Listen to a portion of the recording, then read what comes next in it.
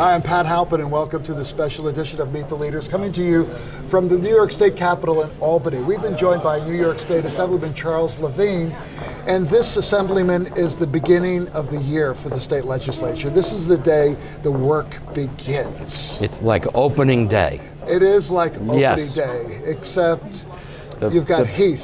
We've got heat, and the pitchers and catchers have already shown up. Are all shown up. So this is a different legislature. You've got Democrats in the majority in the Senate for the first time, and you've got a whole group of new members of the Assembly, as well as the Senate. So this is going to be a big transition, but it's also a very ambitious year in terms of what needs to get done. So give me your thoughts on what opening day looks like, and how does the first half of the season stack up? So this marks my 15th year, and in that period of time, we've always had a Democratic Assembly, and we've had a Republican-dominated Senate. So this is the first year we will begin the experience of having a politically unified government. Democrats in the governor's office, in the Senate, and in the Assembly. So is that good or bad or just different? If anyone is concerned about checks and balances, I want to assure them that there will be sufficient checks and balances. It's just the nature of being human. However, the fact of the matter is that for too long, the Senate stood in the way of meaningful legislation that the majority of people in the state of New York wanted. And that passed overwhelmingly in the state assembly, in the often assembly. with large numbers of Republicans supporting it. So Yes. give me an example of some of the things that you're alluding to. Well, of particular concern to me as chairman of the Elections Law Committee are some of the things that we've needed for years in New York State and in other states as well, including making it easier for people to vote, having early voting, make it easier for people to register. In your opinion, because you're the chair of you'll be the sponsor of that legislation. I am the sponsor, early yes. voting, how early? 10 days, 2 weeks? That remains to be seen. I think what we want to try to accomplish is to make sure that there are at least 2 weekends on which people can vote prior to an election What about day. making it easier to get absentee ballots? Because basically you almost have to get a note from your doctor to get an absentee ballot. We will be going in that direction, to be sure. So many of these voting issues that languished because they simply wouldn't be entertained on the Senate side are now going to become law, and I expect we'll see many of these become law within a very short period of time. What about, let's go, this is interesting, because as we often see when we're watching national elections, they'll say, well, the early vote has X percentage of the electorate voting. And in New York State, we've always said, no, we want people to vote on election day. Was that really an effort by the political bosses? Say, look, there are Democratic political bosses. What is, from your opinion, the genesis of that? Why didn't New York State get in the forefront of making access to voting a reality? Of course, a lot of our concepts about voting go back to the days of Tammany Hall, more than a century ago. And it's always difficult to change tradition.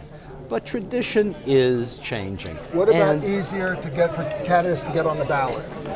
We'll be looking at those measures as well. What about campaign finance reform? I am very confident that in the next days we're going to see bills pass in the Senate and the Assembly that will at least close the LLC, the Limited Liability Corporation loopholes. Isn't that a way of getting around the campaign contribution limits by wealthy individuals, many of whom are developers? It is up to the legislators of the state of New York and the governor of the state of New York to determine what those limitations are. Now, should campaign donations be less? In other words, if you're running for governor, I'm told you could get a donation of almost $50,000 from one individual. So or somebody in that neighborhood. Are you suggesting that we change that to make that the limitation for the Assembly?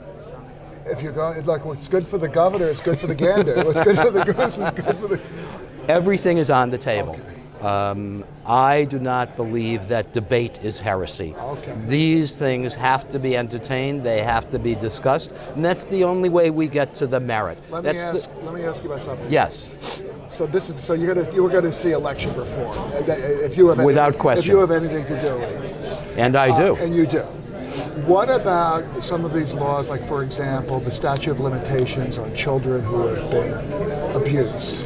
That passed the Assembly. The Child Victims Act will become the law of the state of New York. I think that was something that was so problematic for the previous Senate, and I think that was a factor that resulted in a change of political leadership in the New York State Senate. These are concepts that should have been enacted and adopted years ago.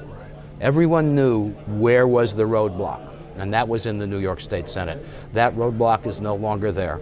We are going to move forward to protect the rights of the people of this state of New York and the health and safety of the people of the state of New York. There was a proposal that passed the Assembly last year that would also change the statute of limitations when it comes to pursuing polluters, chemical companies whose contaminants have ended up in our public water supply and private wells. That failed in the Senate. This is another issue that the Senate refused to deal with. We don't have to go into the reasons why, but they simply refused to deal with this. The people of the state of New York understood where the problem was. It was in the state Senate, and the people responded. So for you, we only have about a minute left. What are your thoughts about the deregulation of marijuana, in other words, recreational marijuana, and the decriminalization of, and you're a very successful criminal defense attorney, decriminalization of the laws that criminalized marijuana and for whom was disproportionately applied to people who are black and brown. So, Pat, thanks for saying I was a successful criminal defense attorney. My clients didn't always feel that same way. But the fact of the matter is, you still have to try with the facts. the writing is on the wall. Yeah. We have gone through generations already of people being severely punished for possession and sale of marijuana. This is no longer going to be the case in the state of New York. Our challenge is going to be to employ an effective system of deregulation, and at the same time, our challenge is to make sure we protect the people of the state of New York. We don't want more people addicted to any substance. How do you make sure that people who have been incarcerated for cannabis, who are now released, and I saw in California, for example, they just expunged all these records, and all of a sudden you had hundreds, thousands of people being released, and it was like, okay, now what do I do? Does the state have a responsibility to help people with their transition, move from incarceration to a productive life? Fairness demands nothing less. And the state does have that responsibility. And we'll be able to look to what other states have done, and we'll be able to adopt effective practices and procedures to employ to make sure that everyone's protected. All right. Assemblyman, it's going to be an interesting year.